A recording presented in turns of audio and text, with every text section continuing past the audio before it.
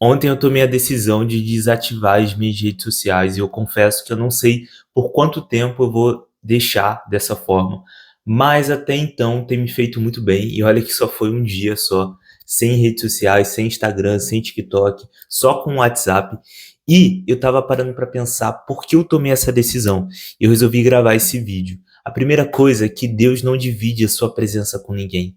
Deus não divide o espaço do teu coração com ninguém.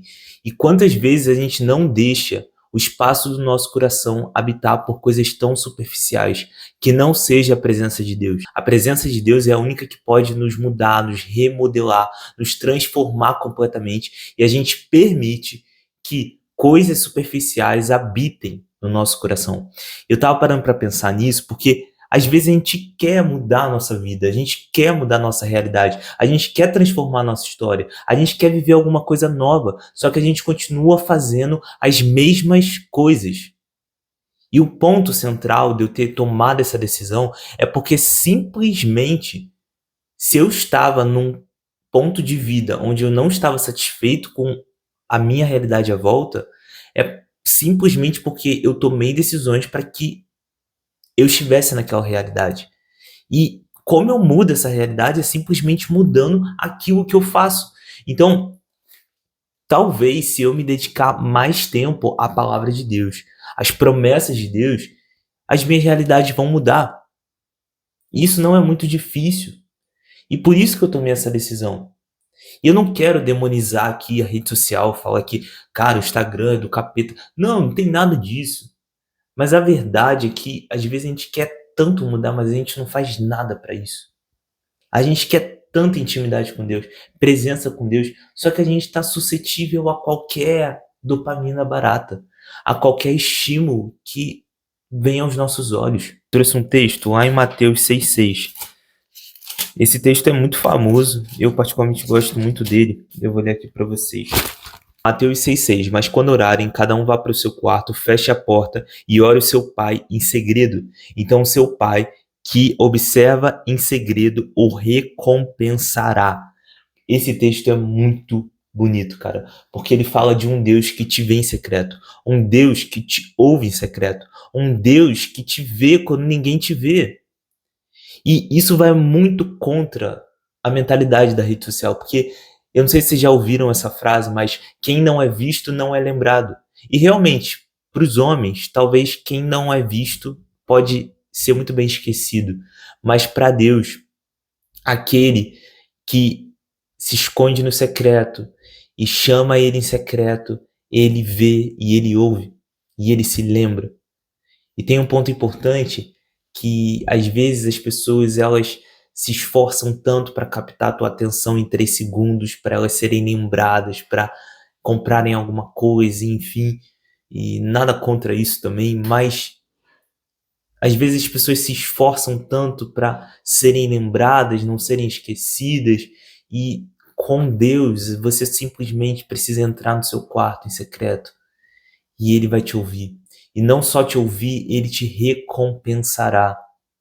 Você já viu aquelas pessoas que elas mudam muito rapidamente, você não entende o que aconteceu, como essa pessoa mudou tão rápido? É a mesma coisa que acontece quando alguém ela foca na presença de Deus. Ela deixa a presença transformar ela, e não só a presença, mas a palavra de Deus, os sonhos de Deus moldarem quem realmente ela é. E as pessoas elas olham para você e elas perguntam o que que aconteceu, como você fez isso, você não tinha capacidade para fazer isso. Como é que você conseguiu chegar a tal lugar, sabe? Isso não entra na minha cabeça porque você não é quem você é hoje. E é exatamente isso que acontece quando você simplesmente entra no teu secreto e fala com Deus. As pessoas não entendem, mas o Senhor entende porque Ele te viu. E depois vocês leiam Mateus, porque Mateus é muito bom. É um livro de muita sabedoria e nos lembra o quão amados nós somos para Deus e também nos faz refletir sobre muitas ações que a gente está tendo, sabe? E, enfim, lá em Mateus 6, 31, 32 e 33 diz assim: portanto, não se preocupem dizendo o que vamos comer, o que vamos beber, o que vamos vestir. Essas coisas ocupam os pensamentos dos pagãos, mas seu Pai Celestial já sabe do que vocês precisam. Busque em primeiro lugar o reino de Deus e a sua justiça, e todas essas coisas lhe serão dadas. Primeiro que esse texto fala que Deus sabe das nossas necessidades, e não faz sentido alguém saber das nossas necessidades se essa pessoa não se preocupa com as nossas necessidades. Então eu quero já começar dizendo que Deus se preocupa com as suas necessidades. Mas ele diz para a gente colocar o reino de Deus em prioridade. E sabe por que Deus pede isso? Porque ele sabe que o teu coração em outro lugar é um grande motivo para ansiedade. É um grande motivo para uma inquietação que não é a paz de Deus.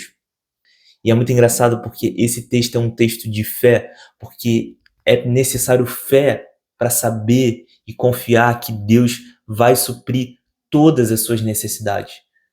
É necessário fé para saber e entender que não só Deus vai suprir, mas como Ele vai acrescentar. Como Ele vai suprir, mas Ele vai dar muito mais do que você poderia pensar, do que você poderia imaginar. Mas tem uma condição, colocar o reino como prioridade. E Deus aqui não quer que você faça uma barganha, mas que o teu coração, ele seja da prioridade de Deus. Que as suas motivações sejam da prioridade de Deus. Que você não troque a presença de Deus por qualquer coisa, mas que você busque o Deus do secreto, que atende às suas necessidades. Quando você vai ler Mateus 6, ele fala muito sobre um pai que quer ouvir o seu filho. Eu queria te perguntar, para terminar esse vídeo, você tem realmente fé para confiar em Deus? Você tem fé para calar todas as vozes e confiar na palavra que Deus te diz? Você tem realmente fé para silenciar a tua visão externa, a tua visão da realidade e confiar no teu Pai?